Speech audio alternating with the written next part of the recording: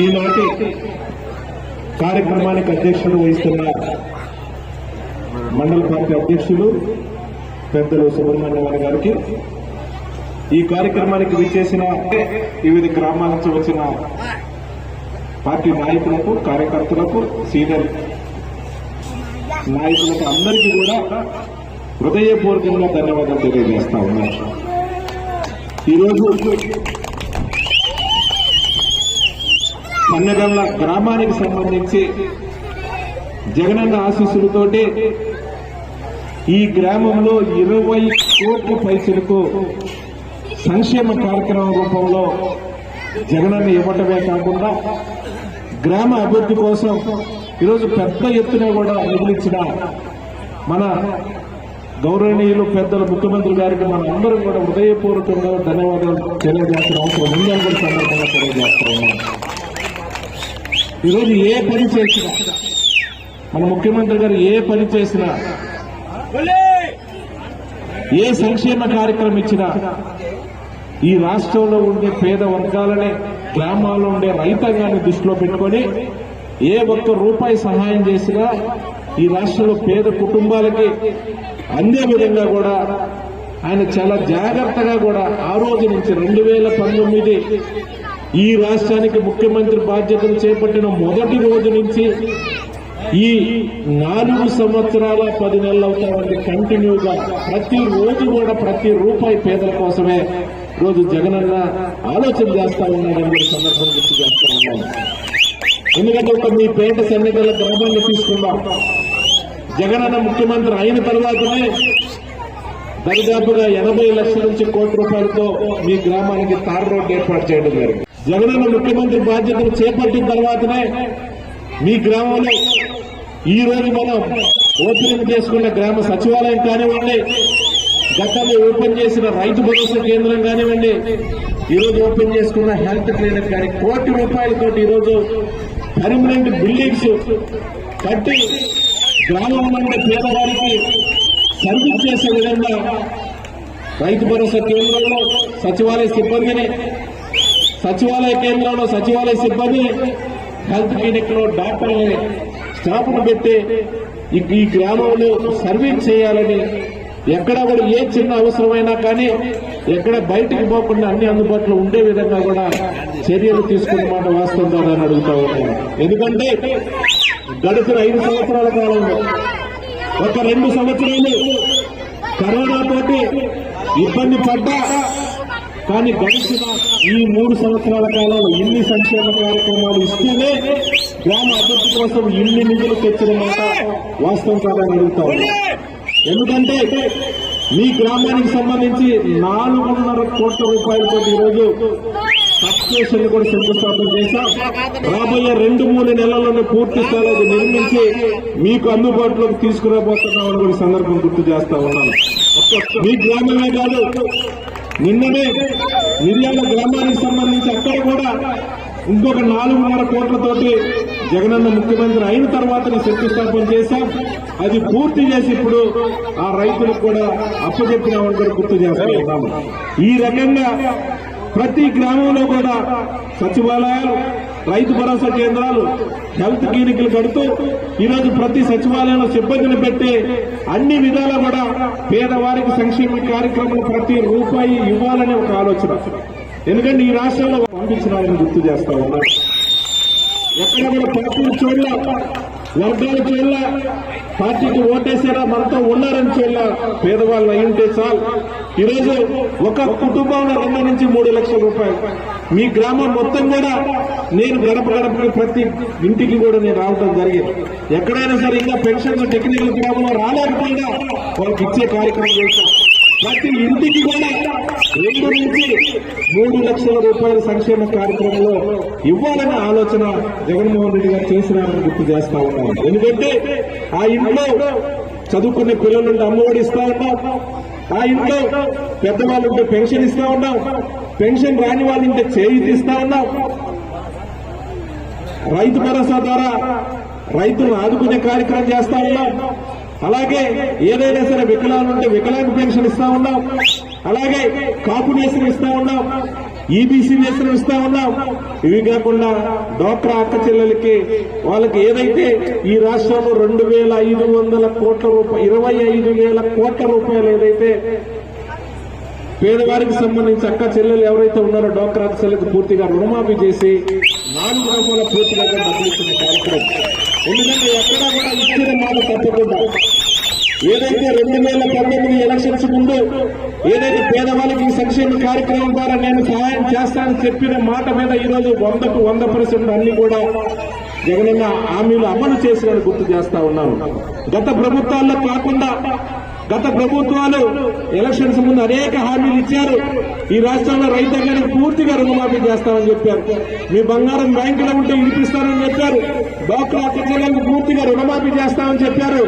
మీ పిల్లలు ఎవరైనా ప్రతి ఇంటికి ఒక ఉద్యోగం ఇస్తాం, ఉద్యోగం ఇవ్వలేకపోతే 2,000 రూపాయలు నిరుద్యోగ కింద డబ్బులు ఇస్తామని అనేక అలివి గారి హామీలు ఇచ్చి ఆయన ముఖ్యమంత్రి సీట్లో కూర్చున్న తర్వాత ఒక్క హామీ కూడా అమలు చేయకుండా రాజధాని పేరుతోటి అందరినీ కూడా మోసం చేసిన మాట వాస్తవం కాదని అడుగుతా ఉన్నాను. ఈరోజు అదే సీటు చంద్రబాబు నాయుడు దిగిపోయాడు, జగన్మోహన్ రెడ్డి గారు ఆ సీట్లో కూర్చున్నది అదే సీట్ ఒక్కటే మారింది. కానీ ఈరోజు దరిదాపుగా 2,50,000 కోట్ల రూపాయలు సంక్షేమ కార్యక్రమం అభివృద్ధి రూపంలో ఇచ్చినాడనంటే చంద్రబాబు నాయుడు ఈ డబ్బుని ఏం చేసినాడు అడుగుతా ఉన్నాడు. గతంలో ఈ రోజు ఈ రాష్ట్రంలో పేదవారికి ప్రతి ఇంటికి ఎంత ఇచ్చాము, ఏ ఊరికి ఎంత ఇచ్చామని డేటాతో చెప్పే ధైర్యం ఈ రోజు ఉంది.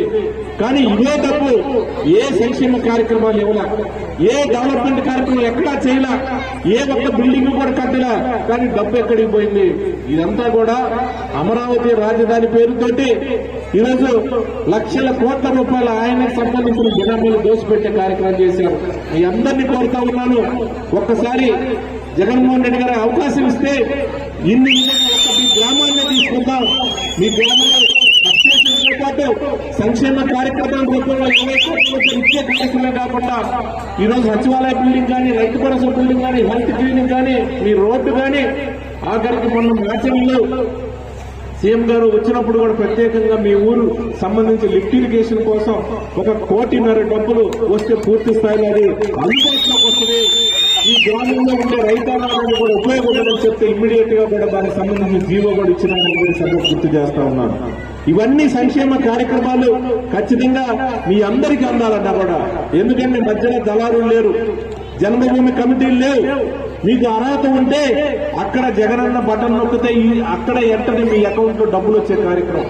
ఎందుకంటే ప్రతి రూపాయి కూడా మీ కుటుంబానికి చేరితే, మీ కుటుంబంలో ఏదైనా సమస్యలున్నా, అవసరాలున్నా, మీ పిల్లలకు కానీ మీకు కానీ ఏదైనా అవసరాలుంటే ఒక భరోసా ఉంటుందని ఒక ఆలోచనతోటి డైరెక్ట్ గా కూడా మీకు జగనన్న డబ్బులు ఇస్తా ఉన్నాడు. దయచేసి ఈరోజు కులాలను రెచ్చగొడతా ఉన్నారు, మతాలను రెచ్చగొడతా ఉన్నారు.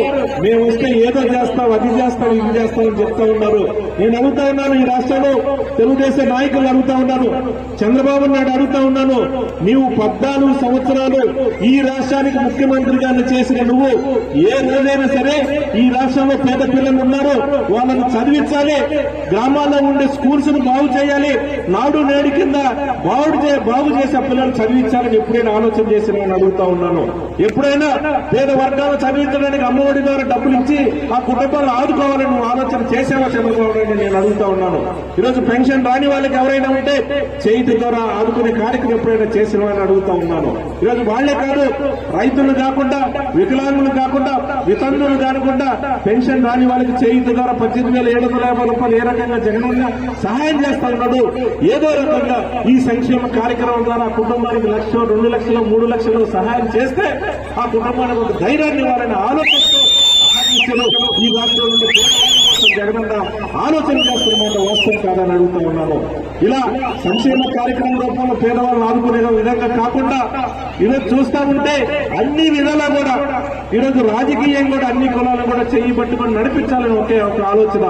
ఈరోజు మాచర్ల నియోజకవర్గానికి సంబంధించి చూస్తా ఉంటే ఒక బీసీ వర్గానికి సంబంధించిన మార్కెటింగ్ రేట్ చైర్మన్ గా జగనన్న ఆదేశాలతో నేను ఇచ్చినానని గుర్తు చేస్తా ఉన్నాను. ఒక ఎస్సీ సామాజిక వర్గానికి చెందిన మున్సిపల్ చైర్పర్సన్ గా కూడా నియమించినామని కూడా సందర్భం గుర్తు చేస్తా ఉన్నాను. త్వరలో దుర్కి మార్కెటింగ్ యార్డ్ చైర్మన్ సంబంధించి ఒక ఎస్సీ వర్గానికి సంబంధించిన వ్యక్తిని అక్కడ మార్కెటింగ్ యార్డ్ చైర్మన్ గా 12వ తారీఖు ప్రమాణ స్వీకారం చేయబోతున్నారని కూడా గుర్తు చేస్తా ఉన్నాను. ఇదే కాదు, ఈరోజు చరిత్రలోనే నరసరావుపేట పార్లమెంటు నియోజకవర్గంగా ఏర్పడిన దగ్గర నుంచి ఈ రోజు దాకా కూడా చరిత్రలో ఇప్పటి వరకు ఒక బీసీ వర్గానికి నరసరావుపేట పార్లమెంట్ అభ్యర్థిగా గతంలో ఏ రాజకీయ పార్టీ పెట్టిన పరిస్థితి లేదు. రేపు అనిల్ కుమార్ యాదవ్ అన్న రేపు ఖచ్చితంగా అభ్యర్థిగా ఒక బీసీ అభ్యర్థిగా బీసీ కేవలం సంబంధించిన అభ్యర్థిగా కూడా రాబోతున్నాడు. ఎందుకంటే రాజకీయంగా అన్ని వర్గాలను కూడా ముందుకు తీసుకుపోయే ఆలోచన జగనన్న చేస్తా ఉన్నాడు. ప్రతి కులాన్ని ప్రతి వర్గంలో కూడా పేదవారిని అటు సంక్షేమ కార్యక్రమాలు ఇస్తూ గ్రామాలను డెవలప్ చేస్తూ రాజకీయంగా చేపట్టుకుని ముందుకు తీసుకునే ఆలోచన జగన్మోహన్ రెడ్డి గారు చేస్తా ఉన్నారు. మన ముఖ్యమంత్రి గారు వీళ్ళందరూ కూడా మంచి మనసుతోటి ఇదే రకంగా జగనన్న ముఖ్యమంత్రి సీట్లో మళ్ళీ రెండోసారి కూర్చోబెట్టే విధంగా మన అందరం కూడా కలిసి కష్టపడి మీరందరి యొక్క ఆశీస్సులు జగన్మోహన్ రెడ్డికి అందిస్తే ఖచ్చితంగా ఇదే రకంగా సంక్షేమ కార్యక్రమాల మీరందరూ కూడా ఆర్థికంగా సహాయ సహకారాలు అందుతాయని సందర్భంగా తెలియజేస్తా ఉన్నాను. మీ అందరూ కూడా కోరుతా ఉన్నాను. అవసరమైతే మతాల మెచ్చబట్టి ఏదైనా సరే చిన్న పొరపాటు కలిగితే వచ్చే పెన్షన్ కాదు కదా, ఏ సంక్షేమ కార్యక్రమం రూపంలో ₹1 కూడా వచ్చే పరిస్థితి ఉండదు.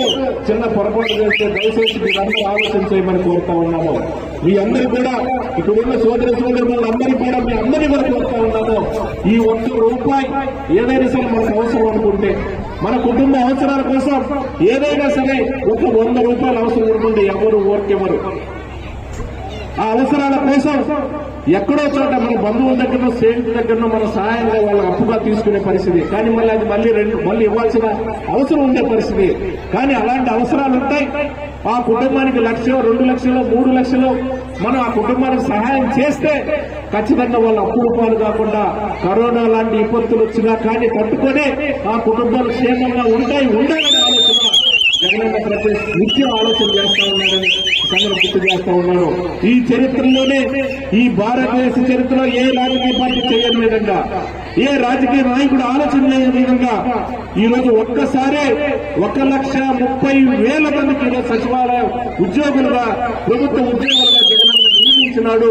ఎస్సీ, ఎస్టీ, బీసీ, మైనార్టీ సంబంధించిన వర్గాల్లో చదువుకొని ఉద్యోగాలు లేకుండా ఉన్న సోదరులు ఎవరైతే ఉన్నారో వాళ్ళందరి కోసం ఈ రాష్ట్రంలో 1,30,000 మంది పేద పిల్లలకు ఉద్యోగాలు ఇచ్చిన మాట వాస్తవం కాదని అడుగుతా ఉన్నాము. ఈరోజు మీ గ్రామంలోని మీ కళ్ళ ముందు సచివాలయంలో పనిచేసే ఉద్యోగులు ఎవరైతే ఉన్నారో, రైతు భరోసా కేంద్రంలో పనిచేసే ఉద్యోగులు ఎవరైతే వీళ్ళందరూ కూడా జగనన్న ముఖ్యమంత్రి అయిన తర్వాత బడుగు బలహీన వర్గాలకు సంబంధించి పేద కుటుంబంలో చదువుకున్న విద్యార్థులకు ఉద్యోగాలు కల్పించిన మాట వాస్తవం కాదని అడుగుతా ఉన్నారు. అంచెలంచెలుగా పేద వర్గాలకు అన్ని రకాల భరోసా ఇవ్వాలని మన ముఖ్యమంత్రి గారు ఆలోచన చేస్తా ఉన్నారు. రేపు 10వ తారీఖున సిద్ధం సభ జరగబోతా ఉంది.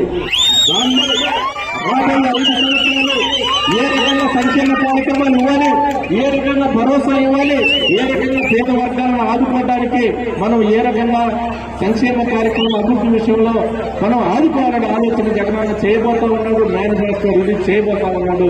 దయచేసి మీ అందరి యొక్క ఆశీస్సులు మన ముఖ్యమంత్రి గారు జగనన్నకి అందివ్వాలని మంచి మనసుతో దీవించాలని కూడా సందర్భంగా కోరుతా ఉన్నాను. ఎందుకంటే మీరందరూ కూడా మంచి మనసుతో దీవించండి. మళ్ళీ రెండోసారి ఆ ముఖ్యమంత్రి సీట్లో కూర్చోబెట్టుకుంటే ఇంకొక 5 సంవత్సరాలు ఎక్కడా కూడా తిరుగు లేకుండా ఇబ్బంది లేకుండా మీకు అందే ప్రతి రూపాయి కూడా అందే విధంగా కూడా చర్యలు తీసుకుంటామని ఈ సందర్భం తెలియజేసుకుంటూ, అవే కాకుండా ఈరోజు ఇందాకనే మిత్రులు అడిగారు దీనికి ఒక కాంపౌండ్ వాల్ కావాలని. ఇది ప్రభుత్వం దృష్టిలో ఉంది. ఈ రాష్ట్రంలో అన్ని సచివాలయాలకు సంబంధించి ఎక్కడైతే పర్మనెంట్ బిల్డింగ్స్ కట్టారో ఫస్ట్ ఫేజ్ లో బిల్డింగ్లు కట్టడం అయిపోయింది. రెండో ఫేజ్ లో ఖచ్చితంగా కాంపౌండ్ వాల్తో సహా అదనంగా ఏదైనా సరే అవసరం అనుకున్న అన్ని కూడా ఫెసిలిటీస్ ఇచ్చే కార్యక్రమాన్ని జగన్ చేయబోతా ఉన్నాడు. దయచేసి కాంపౌండ్ వాల్ కట్టించే కార్యక్రమాన్ని ఖచ్చితంగా చేస్తామని కూడా ఈ సందర్భంగా తెలియజేస్తుంటూ, ఏవైతే ఈ బిల్డింగ్స్ ఇక్కడ కట్టున్నారో అన్ని వర్గాలకి ఉపయోగపడే విధంగా ఈ స్థలాన్ని డొనేట్ చేసిన కొందరు వంశీయులకు అందరికీ కూడా నేను పేరున కూడా ధన్యవాదాలు తెలియజేస్తా ఉన్నాను. ఇప్పుడే మనం అక్కడ 4.5 కోట్లతోటి శంకుస్థాపన చేశాం. ఏదైతే సబ్ స్టేషన్ ఉందో దానికి కూడా ఆ స్థలాన్ని మొన్నటి చేసిన మన బుల్లెబ్బాయి వాళ్ళ అన్నదమ్ములకి, వాళ్ళ బ్రదర్స్, వాళ్ళ కుటుంబానికి కూడా నేను ధన్యవాదాలు తెలియజేస్తా ఉన్నాను. ఎందుకంటే చాలా వాల్యూబుల్ సైట్, చాలా ఖరీదైనది కూడా. రైతుల కోసం, ఈ ఊరి కోసం వాళ్ళు ఆ స్థలాన్ని ఇచ్చినందుకు ఆ కుటుంబ సభ్యుల అన్నదమ్ములందరినీ కూడా నేను పేరు పేరున ధన్యవాదాలు తెలియజేసుకుంటూ ఈరోజు ఈ కార్యక్రమానికి వచ్చిన కారంపూడి మండల వైఎస్ఆర్ పార్టీ నాయకులకు, కార్యకర్తలకు, ముఖ్యంగా పేద సమీకరణ ప్రజలందరికీ కూడా పేరు పేరున కూడా ధన్యవాదాలు తెలియజేసుకుంటూ సెలవు తీసుకుంటా ఉన్నాను. జై జగన్, జై జగన్.